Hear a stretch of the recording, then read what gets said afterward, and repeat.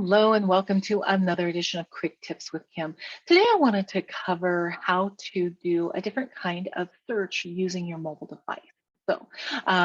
This is my phone, and down at the bottom right here, I have the Google search app installed. And so if I touch that, it will come up. It should look fairly familiar to you. If I were to click right here in the search bar, I could type whatever it is that I'm looking for and search just like you normally would.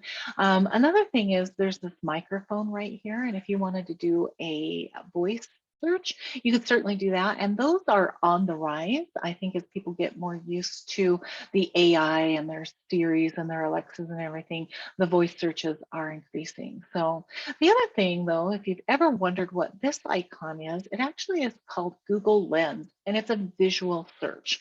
So what can you do with this? Well, if you tap on that, it's going to open up the lens, and it's going to use your camera.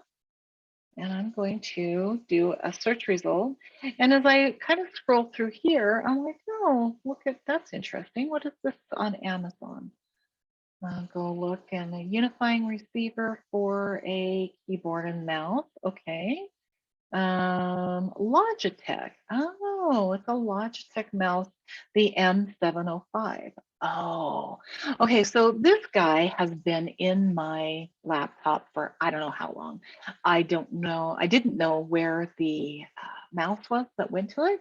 So because I was able to track this down, it was really easy to visually go find this item. So that was really cool. And it helped me save some technology rather than having to throw it out. So the other thing that you can do is if there's something that you're interested in buying and you see it.